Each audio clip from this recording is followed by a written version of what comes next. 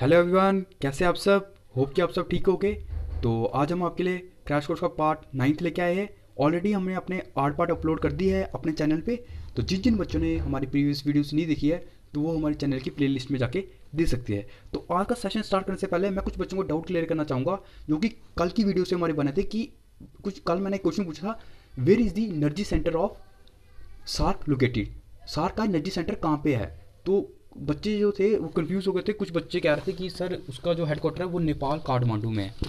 कोई तो मैं बताना चाहूँगा कि मैंने क्वेश्चन में आपके हेडक्वार्टर के बारे में नहीं पूछा था। मैंने पूछा था कि उसका एनर्जी सेंटर कहाँ पे है। तो एनर्जी सेंटर जो है वो इस्लामाबाद जो कि पाकिस्तान में है वहाँ पे है सार्क का एनर्जी सेंटर। और वो जो एनर्जी सेंटर है वो ऑन 1 मार्च 2006 को बनाया गया था।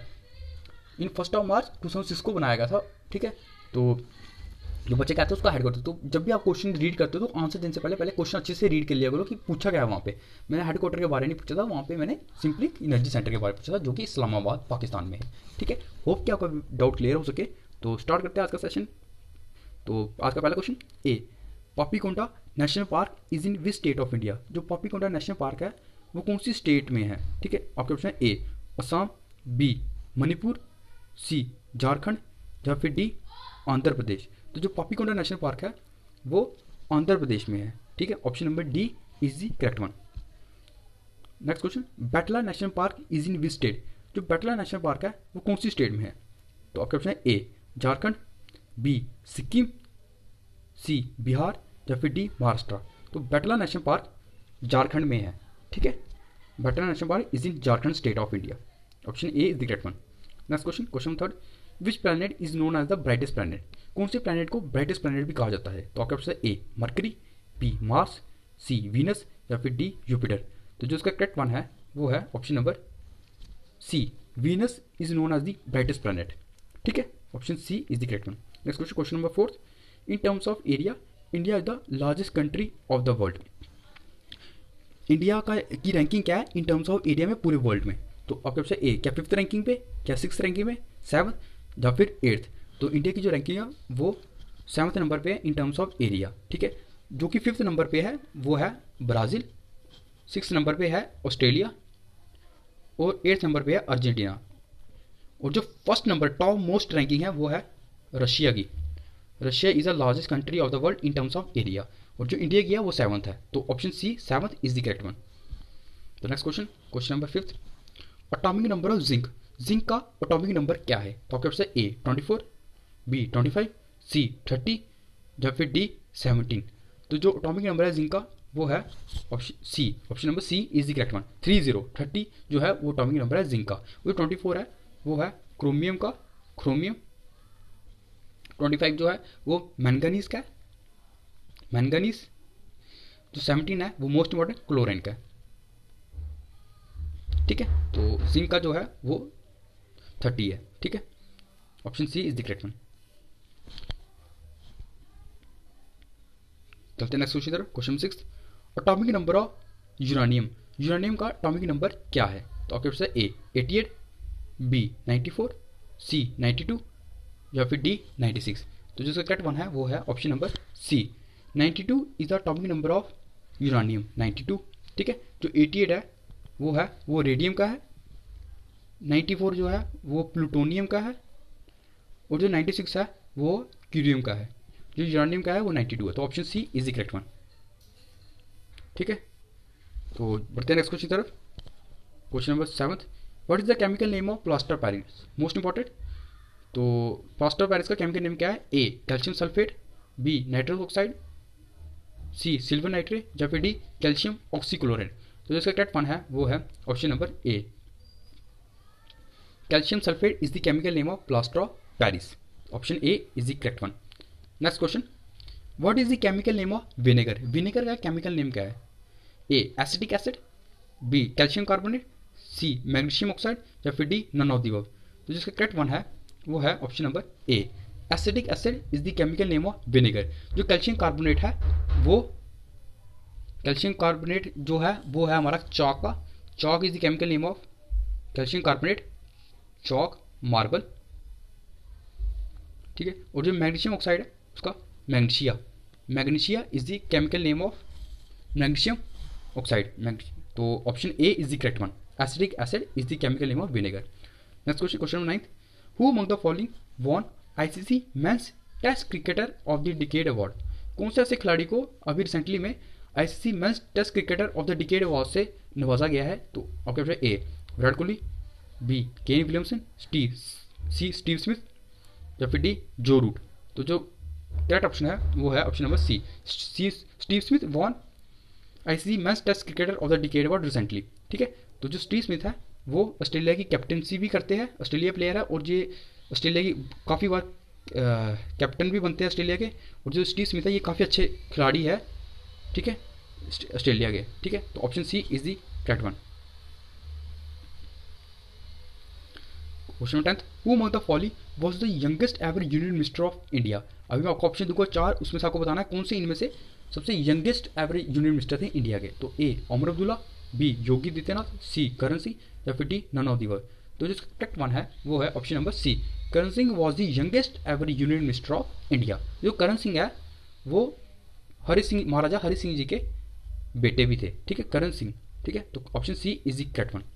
Question number 11, who among the following is the first Indian ruler to abolish the custom of sati among Hindus? कौन से ऐसे पहले हिंदू रूलर थे, सॉरी इंडियन रूलर थे जिन्होंने सती परंपरा को खत्म किया था हिंदुज्म के बीच? तो ए मोहम्मद गजनी, बी सुल्तान सिकंदर, सी देव सिंह राणा या फिर डी गुलाब सिंह। तो जो थे फर्स्ट इंडियन रूलर वो थे Sultan Sikandar is the first Indian ruler to abolish the custom of sati among Hindu. तो option B is the correct one. Next question, question number 12, in JNK saffron is normally sown in which period?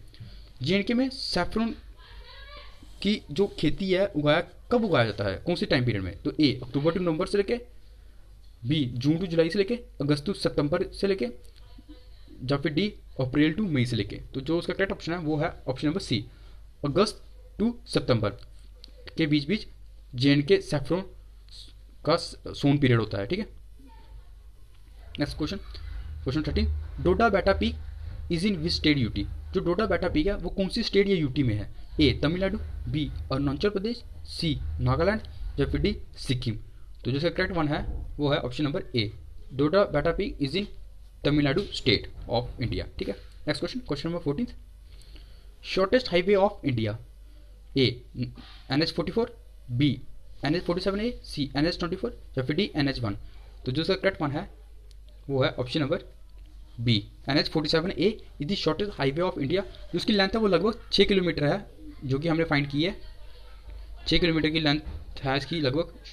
और जो NH44 है ये सबसे longest वाला है, जो कि फ्रॉम नॉर्थ इंडिया से लेके साउथ इंडिया तक है। नॉर्थ में श्रीनगर से लेके कश्मीर से लेके साउथ के कन्याकुमारी तक। ठीक है, तो जो शॉर्टेज है वो NH47A है। तो option B is the correct one of this question. Next question, question 15, 850 megawatt Ratle hydroelectric project will be built in which state UT? जो 850 मेगावाट रटल हाइड्रोइलेक्ट्रिक प्रोजेक्ट है वो कौन सी स्टेट या यूटी में बनाया गया था? तो आपका ऑप्शन है ए JNK, बी गुजरात, सी तमिलनाडु या फिर डी उड़ीसा। तो जो इसका करेक्ट वन है वो है ऑप्शन नंबर ए, JNK में बनाया गया है ये हाइड्रोइलेक्ट्रिक प्रोजेक्ट। और JNK कहाँ पे? JNK में ये एक जगह है धर्मशाला, धर्मशाला DRABSHALL धर्मशाला, जो कि किश्तवाड़ डिस्ट्रिक्ट का पार्ट है, किश्तवाड़ डिस्ट्रिक्ट में पड़ता है। और जो किश्तवाड़ डिस्ट्रिक्ट है वो JNK यूटी के अंदर आती है। तो option A is the correct one. Next question, question number 16, Maginot line is the international boundary line between? Maginot line है वो कौन सी इंटरनेशनल बाउंड्री लाइन है किन दो कंट्रीज के बीच? A India Pakistan, B India and China, C Germany and Poland या फिर डी फ्रांस एंड जर्मनी। तो जिसका करेक्ट ऑप्शन है वो है option number D, Maginot line is the international boundary line between France and Germany. तो option D is the correct one. तो बढ़ते हैं नेक्स्ट क्वेश्चन तरफ, question 17, Java trench is the deepest point of which ocean? जो Java trench है वो कौन से ओशन का डीपेस्ट पॉइंट है? ए पैसिफिक, बी अटलांटिक, सी इंडियन या फिर डी आर्टिक। तो जिसका करेक्ट ऑप्शन है वो है option number C, Indian. Java trench is the deepest point of Indian ocean. तो option C is the correct one. Next question, question 18, who among the following from JNK won Padma Shri award 2021? कौन से ऐसे person से JNK से जो जिन्होंने अभी recently में पद्मा श्री अवार्ड जीता?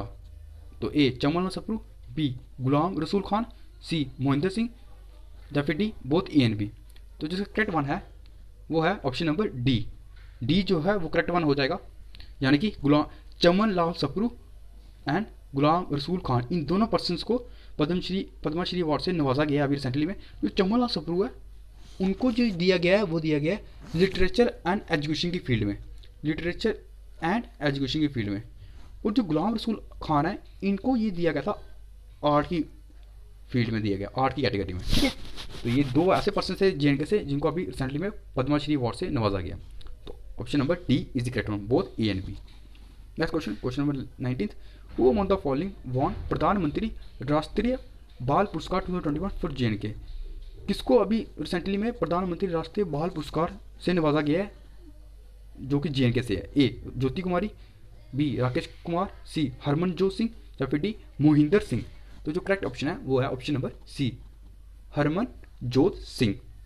Recently won Pradhanmantri Bal Rashtriya Bal Puraskar 2021 from JNK, Harmanjot Singh. Option number C is the correct one. Last question आज का, question number 20, which is the program launched by JK horticulture department under the capex scheme. कौन सा प्रोग्राम लॉन्च किया गया था Jammu Kashmir horticulture department के द्वारा capex scheme के अंडर? और ये क्वेश्चन है, ये काफ़ी इंपॉर्टेंट क्वेश्चन है अभी करंट पॉइंट ऑफ व्यू से, ठीक है। तो A fresh field, B healthy harvest, C backyard horticulture या फिर D both B and C। तो जो इसका करेक्ट वन है वो है option number C, backyard horticulture. Backyard horticulture is the program launch by JK horticulture department under the capex scheme. और मैं बताना चाहूँगा जो कैपेक्स है, कैपेक्स जो है ये कैपेक्स का मतलब है कैपिटल एक्सपेंडिचर। कैपिटल एक्सपेंडिचर होता है कि जो भी हम कोई चीज़ में पैसा इन्वेस्ट करके कोई भी अगर हम एसेट एक्वायर करते हैं, कैपिटल एक्सपेंडिचर होता है कि कहीं भी हम किसी फील्ड में पैसा लगाते हैं और उस फील्ड में हम इसलिए लगाते हैं ताकि फ्यूचर टाइम पीरियड में वो हमें बेनिफिट दे सके। वही जम्मू कश्मीर हॉर्टिकल्चर डिपार्टमेंट ने डिसाइड किया कि हम क्यों ना इस डिपार्टमेंट के अंडर ये प्रोग्राम के थ्रू हम इस डिपार्टमेंट में जो है हम इस फील्ड में पैसा लगाएंगे ताकि जो फ्रूट्स की जो प्रोडक्शन है वो इंक्रीज़ हो सके और जितनी भी कंजप्शन है, होम कंजप्शन है फ्रूट्स की, वो जो है वो हर इंडिविजुअल की फुलफिल हो सके ताकि जो है आने वाले टाइम इसकी प्रोडक्शन इंक्रीज़ हो सके फ्रूट्स वगैरह की, और जो कि हमें फ्यूचर टाइम में बेनिफिट देगी इन टर्म्स ऑफ इकोनॉमी जो है हमारे स्टेट की ग्रोथ हो, इकोनॉमी जो है हमारी इंक्रीज़ हो सकी हमारे स्टेट की, तभी इस स्कीम को लाया गया था हॉर्टिकल्चर डिपार्टमेंट ने, ठीक है। तो backyard horticulture is the correct one. तो ये थे आज के 20 क्वेश्चन। तो होप कि आपको वीडियो पसंद आई हो, तो लाइक शेयर एंड सब्सक्राइब करना ना भूले और अपने स्कोर कमेंट सेक्शन में ज़रूर बताएं। तो बाय एंड टेक केयर।